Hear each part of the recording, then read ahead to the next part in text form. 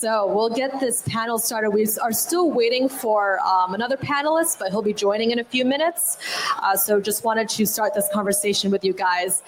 This discussion will be focused on, as we are facing on-chain proofs that with verifiable AI, we're going to see a lot more computationally intensive proofs that will be on-chain. So how do we combat that computational intensiveness? By developing proof markets, by developing proof networks, and we're going to be talking about a lot of its implications in making it decentralized, in providing parallel execution, and maybe some incentive models that come with having these decentralized proof networks.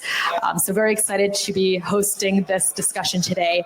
I'm wondering if each of our panelists here can give an introduction about themselves and also about the respective projects that you all are representing. Hey, I'm Mohsen. I'm from Zircuit. I'm a senior researcher at Zircuit. Zircuit is an L2 Ethereum scaling solution with AI superpowers. So basically what Zircuit aims at, we try to detect hacks before they happen, and we take immediate actions against hacks, protecting our users. So Zircuit quarantines any malicious intended transactions and giving the chance to the users. Yes, sure. So Zircuit gives a chance to users actually, to take immediate action. So if a smart contract is being hacked, so we notify the developers of the smart contract, and then they can take immediate action, pausing their funds. They want to move their funds around. So we are taking this preventive measure when it comes to security. And with this way, we want to, unlock new security features in the blockchain space. Hi, my name is Joshua. Can you hear me? Okay, so I'm the head of product at Mantle Network. Mantle is the fourth largest L2 in the ecosystem. We've previously been completely an optimistic design, but we've moved towards a ZK rollup. So we're going through a migration process, and in doing so, I think we witness all sorts of different implementations of ZK validity rollouts and implementations. And I think what we observe is definitely the economics of ZK as a market has gone, where it has gone, and roughly where the trends are, and we can speak to that. And I think we're very interested about proof markets because we're kind of like clients of proof markets in the future. And we are interested to see where this goes. And as the fourth largest chain, we are also general purpose, and we're trying to build more use cases, especially in agentic AI use cases and real world on-chain finance. So we believe that, generally we believe that the world will go on-chain, mostly from financial incentives. The biggest retail use case is banking. Total addressable market, everyone has a bank. But from that, as a vehicle, it will channel into innovation, and we think that agents are going to play a huge role in the next generation of on-chain ecosystems. Hey, hi. So I'm Preetam, co-founder of Quill AI network. So what we're trying to build, I'm running this blockchain security company, Quill Audit, from last 7 years. So what we realize, slowly the complex smart contracts are coming. Now we need at scale AI security engineers, like the way, we are using Cursor, Windsurf, right? So the same way we need these AI security engineers, but how we can build the network of these trusted AI security agents? It can be, as Mohsen also mentioned, around auditing, around monitoring, around any kind of hacks. So building this network, and out of those networks, like why we need this network is, so you don't have to trust any company, right? Like, maybe Quill audits anyone or any AI agent. You are actually trusting that AI agent based on the proof and the trust that AI agent is actually producing. So indirectly, you can consume trust and security in a more better way, and where we also integrated Lagrange also in our ecosystem. Yeah, awesome. Yeah, I wanted to start off a bit broad and ask you all about what you believe the need is for these decentralized proof markets in the context of verifiable AI. And I also wanted to ask, just as a comparison to our traditional centralized proof markets and proof networks out there, if there is still a need for them, if there's still a need for these specialized, centralized models, or if you believe that kind of this decentralized approach when it comes to our proof markets will dominate. Start. Okay, so I think when we talk about proof markets, we aim for utilizing available hardware that is out there. GPUs are the new gold out there, so we want to be able to utilize fast and enable unlocking new features for verifiable AI. And I think this is the way to go, but right now, with the latency, with the time that it takes to compute proofs, I'm not very optimistic that with this switch, we would be able to solve the problem. I think this is steps forward for being able to verify AI in the future. But right now, with 3 to 6 orders of magnitude when you compute proofs, whereas just running programs natively, I think in this setting is actually, we are being too optimistic if we can solve the problem. But definitely this is the direction to go forward. Yeah, so I think at the current moment, the trade-offs are clear. So there's a trade-off of latency, like reliability in a decentralized proof of market versus, running AWS or, Google Cloud compute nodes yourself. There's also an issue of contract enforceability of service level agreements, right? You don't, like Bitcoin doesn't have an SLA, right? Ethereum doesn't have an SLA. It depends on the entire stability of how the tokenomics and incentives are built around things. But where the trade-off becomes interesting is the decentralization requirement and the nature of succinct proofs. So decentralization requirement, like even like for a chain and stuff like L2B, there's a requirement of like a minimum participation of nodes to compute before you represent something that's a real chain. And so some stuff like that makes it an intrinsic requirement. The second point about the nature of the technology being a succinct proof is the verifiability of a computed proof is succinct. So what that means is it's super fast. So I just need to wait for someone to deliver it to me. But the issue is like, if this market is not well developed enough, there are not enough players to have that reliability over the issue. And then on my back end, when I serve customers, my service level guarantees with them cannot be met. So this is the trade-off that we have today, and it takes some time, I believe, to get there. Yeah, but I would say that in general, the technology is just on like the centralized computational use case of proofs markets, centralized SLAs. It's coming down significantly, and it's really fast. So I liken this to like where AI was like 5 years ago. Where people thought that inference is relatively cheap and training is very hard. I think like that kind of situation is rapidly coming down, and it's just a matter of time. Yeah, so I think I think Joshua added very clearly what I feel in our case, like what's the current trade-off are, right? Initially, we having AWS and Google Cloud, they are good at providing GPU and everything, right? Now, in case of AI, like after ChatGPT and everything, now or like especially Web3, guys, we need verifiable proof. We need like how the models are getting trained, how the inference is working, and what are the proof of any kind of stuff. But I feel we are still at very early stage of this.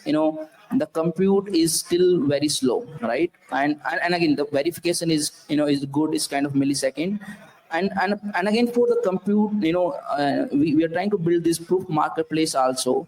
But in the proof marketplace, how you can build this verified network of validator is going to play a very important role. And where I think Eigen plus Lagrange is playing a very important role. How you can build this trusted validator set of these provers that actually if they're not providing the right proof, you can actually slash them.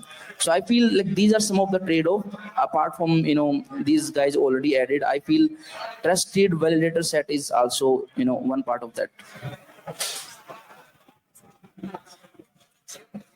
And yeah, thank you, Sean, also for joining us. The question that I just asked is what role you see that these decentralized proof markets have in the context of verifiable AI, and if you think our traditional centralized models that have some advantages, as Mohsen and also Preetam and Joshua point out, with that trade-off playing in cost and latency, if those centralized models will still play a role in the future, or if you see the decentralized approach being more dominant.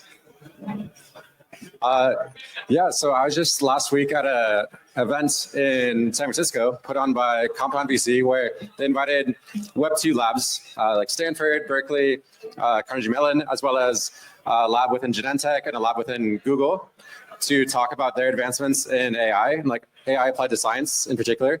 And they have very impressive results. And so one of the questions I'm asking is, how does blockchain and ZK proofs improve upon what like Web2 science is doing?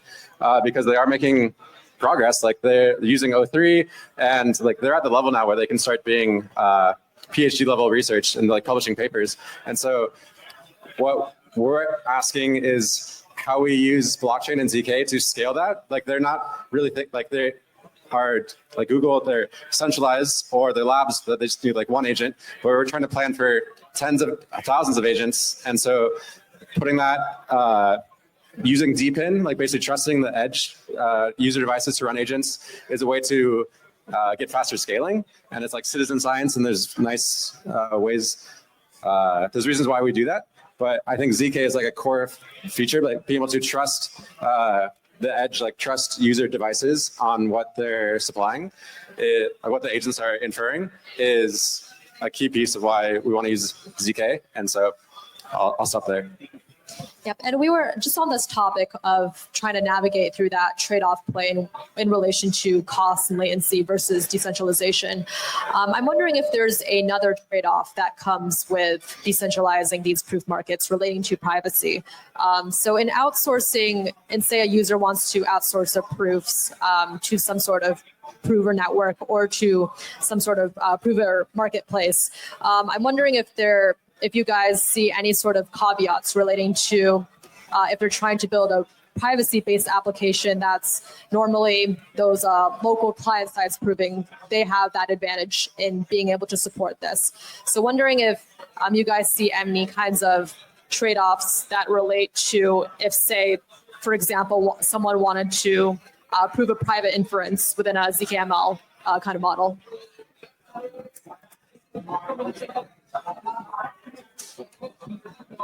Well, just to hear the question correctly, I think you're talking about private data sets requiring AI, right? Yeah, I think that's a good area. Like if I put on the investment hat, that's a good area. In fact, that's a barrier to entry, right? Because when you have proprietary data sets and then you apply AI over that, that's very lucrative, because the margins you can charge and stuff like that will be very high, and it's not easily replicable. And then the opportunity of prover markets to make parts of it private, yeah, that makes it possible, right? So there's two parts to it. There's the proprietary Warren Buffett mode, and then you have the ability to actually make it possible. Yeah, that will be very interesting. If you know of anything, please let me know, and I will be able to find good deal flow. Yeah, I think my take is this, right? You can see the marketplace or poor marketplace is good for normal use cases. But now we having some private data, as you mentioned, like, users' health data or, credit data and anything.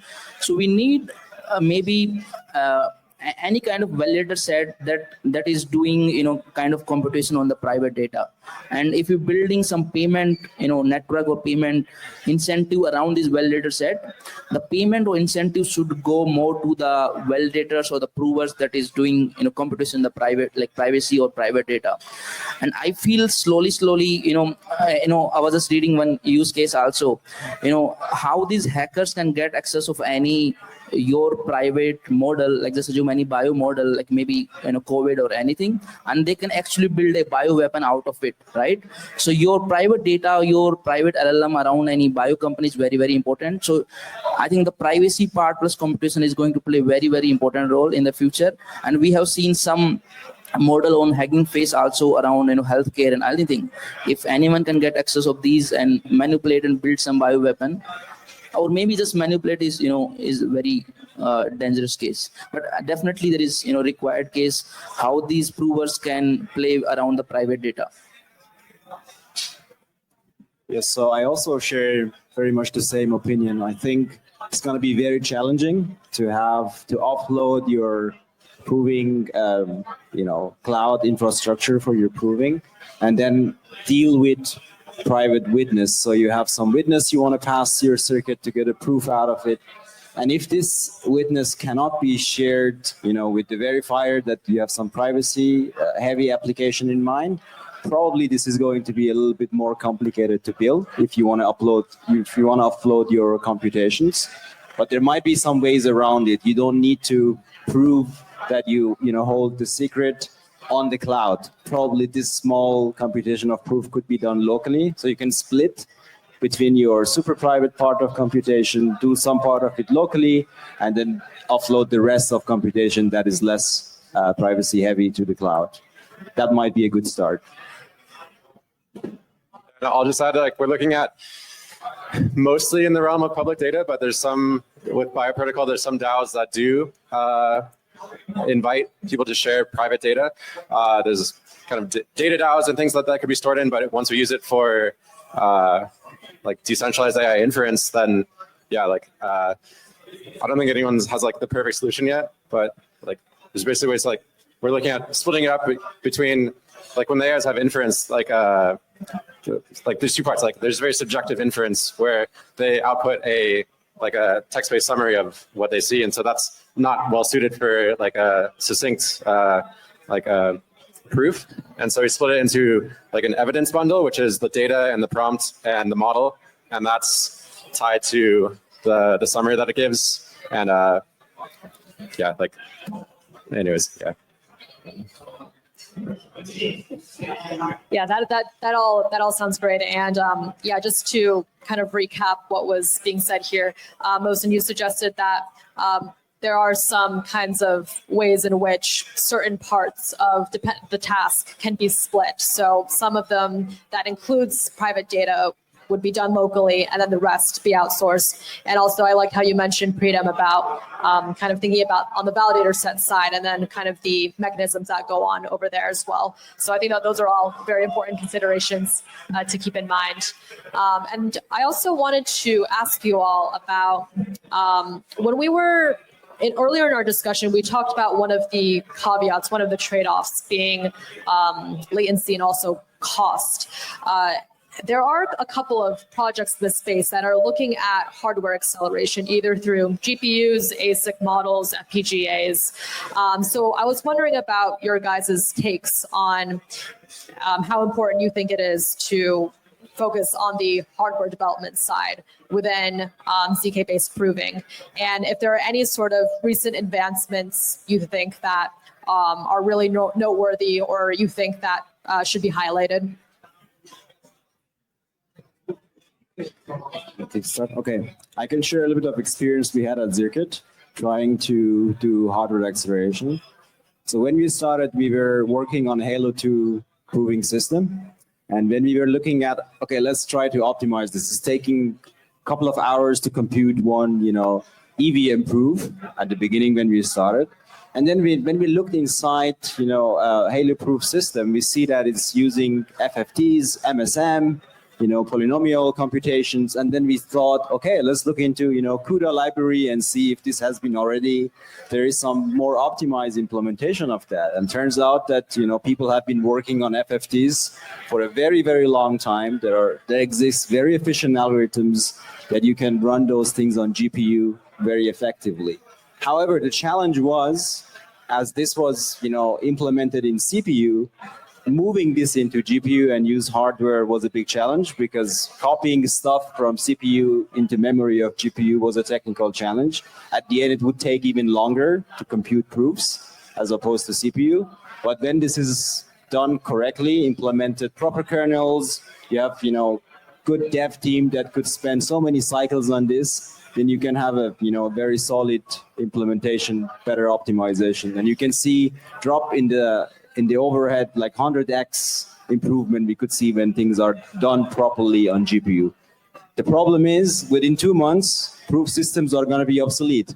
So the entire effort you have done into optimizing a proof system that is very hype in that moment is very good. It's sound. It's being used in production. There's a new thing that is coming out in a couple of months, and then you have to start over with your entire core dev team to optimize that further. So hardware acceleration, 100%, but your work is going to be obsolete within 6 months. And we're a few layers above the stack of hardware, so I'm just going to pass this question on. I think because I talked to some of these direct providers of computation for ZK proofs, and yes, they are working on what we call like hardware-specific optimizations. The key here is I think we're reaching the point where that makes sense, because there are ZKVM standards that are forming in the ecosystem. Of course, there's still some debate, like Succinct is still a little bit different from RISC-0, still different from Bojam, ZK-SIG, and different proof systems. But the standardization is getting clearer as adoption patterns, at least in the EVM adoption, is getting clearer over what Ethereum Foundation is setting the standards over the proving. So the implications of that actually leads to all these other areas. So I think the standardization, once it becomes clear, then drives better and better hardware performance. And they seem to be very promising. What was said is like 30x or something like that, which is pretty exciting for me, because I think we've already experienced in prototyping like 10x in like, we experienced a 10x cost reduction like in like 3 to 6 months. So like, there's still a roadmap of reduction. I think the question I do have is more about use cases, more and more use cases to actually find the product market fit. What you mentioned around the private C use cases and adoption of that is very interesting. But there's still like, there's something second order, like it needs to go to the point where it actually ends up in the hands of users. And that to me is like, if I had the analogy of AI, it's like the moment that GPT-3 came out, that wasn't interesting. It was a chat GPT that made it interesting. So that's the situation that we are in right now. And I think ZK AI or ZK AI in terms of proving certain types of proprietary data sets could be one of many. And we just finding that use case. It's usually a non-linear event in human history for technology adoption. We had that whenever we adopt technology, like technology moves in linear curves, but then the adoption is very non-linear. So like it's very hard to predict. Yeah, so I think in our case, we are mostly innovating on the kind of app layer, not on the hardware rail, the question you asked. But I think two important things that is going to drive this is, one is GKML, and second is, very the hardware specific to this stuff, right? Like, we having GPU, but now, A6 is also coming, right? So specific hardware is, much more needed to build more good throughput and speed of computation. But again, I'm not the expert on that side. We are more on the app layer that we're trying to build around it. And yeah, just to kind of like recap from here, it seems like from what you say, kind of the optimization for these proof systems as we're adopting more hardware-based systems needs to be considered. And as what you say, Joshua, we're kind of seeing more clear standardization of these proof systems. And I like also the point that you mentioned about how the kind of technical progress that we have isn't exactly correlated to the non-linearity with the adoption that comes forth. So that's always something to keep in mind.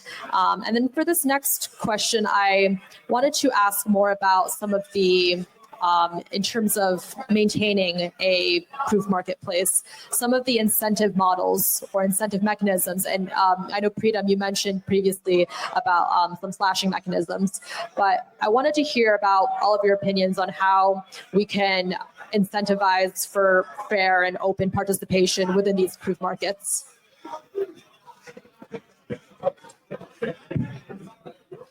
Yeah, I think, I already shared some points around it.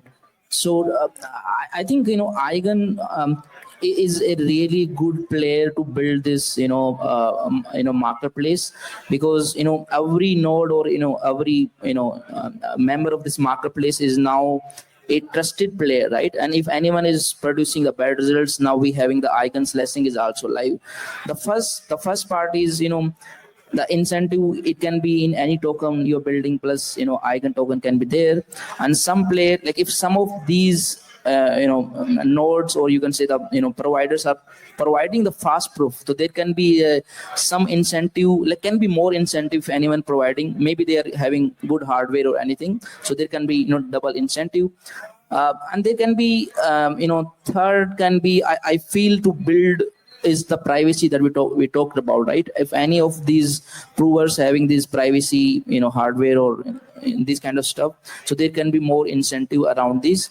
And the last part that is extremely important, that is Eigen is going to provide a slashing if anyone is trying to, provide the bad proof. We're building agents on ELIZA that can do research tasks, like discrete steps of knowledge work. And so we're talking to Lagrange because there's new things called scientific foundational models, which are separate from general purpose foundational models like OpenAI O3. So there's these new models that could be run through like ZK steps like Lagrange is doing. The other part of it is that we're working on one research agent that is able to basically compete at a human level, like a PhD level caliber.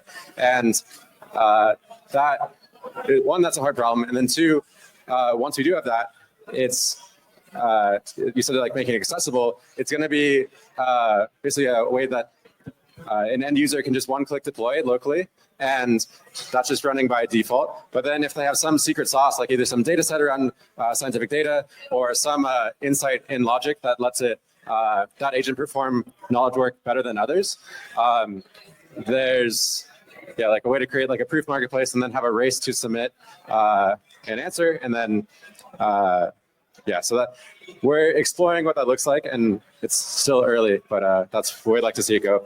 But to have basically scientific problems put to some decentralized proof marketplace, and then people all around the world can try to submit the answer first. And by creating that, scientific tasks, research tasks get finished faster, and that's what I think is exciting about it. I think what is very nice about ZK proof market is that, as others also said, it's very cheap to verify.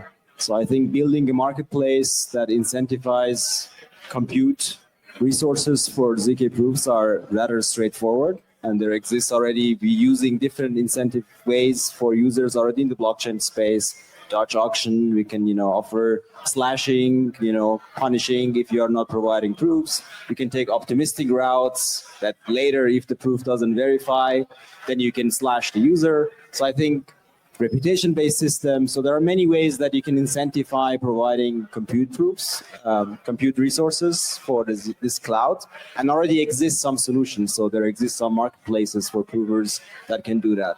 One challenge that I see, for example, for us as a ZK rollup, we cannot really rely 100% on marketplaces, because what if the market cannot provide the compute that we need in that moment? For us, as a rollup, that means users cannot withdraw their funds because it cannot be finalized. So we always need to retain the ability to launch our own workflow and execute proofs if we see there is a delay in the system that is running this, that is computing proofs for us.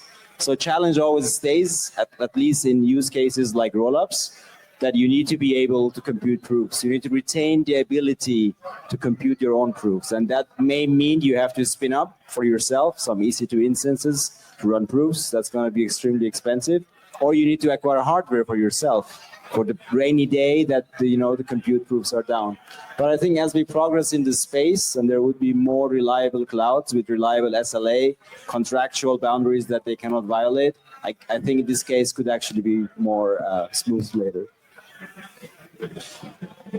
Well, I think most has been discussed, but I would just say that the marketplaces, the economic model of marketplaces encourage participation through game theory, and I don't need to pay as much. So simple analogy here. I need to compute something in a decentralized way. I can do it myself. I hire 5 service operators. That means I have 5 redundant nodes that I need to pay for. But in a game theory manner, I'm just going to pay a little bit over the premium of 1 validator, but 5 validators are going to compete. So the economics make it cheap for me to implement this over having to do all this myself, right? And it is, in a sense, like, and the demand side, it's not just me giving the demand to the 5, like another 5 people might give in the demand. So for them, it's economically viable as well. So potentially, I don't know, like in general, this might be the approach for like all validation services, right? Like, do you necessarily need to run 1 validator for 1 service? Are you a validator for multiple services? I think that's what this level of abstraction is helping. Yeah, so we're definitely seeing some more of those like game theoretic models encouraging that competition. Yeah, just to highlight, these game theory models already make things like below cost for certain compute on Ethereum. For example, blobs. Blobs, actually, it's like a loss model, right? For the person who takes in the blob, the cost to him is marginal, but actually replicated across all the validators, it's actually a cost that even AWS cannot compete, sadly. so it's because of the marketplace that made this happen. So like, we're not even talking about ZK marketplaces, we're just talking about 4844 market, which exists today. We see it happening. And some people criticize this as like a form of market failure for Ethereum's value accrual. So there's also a debate around like, if you make it super cheap, then like, where's the value accrual? Maybe the answer earlier was proprietary data sets, unique participation, and barriers to entry.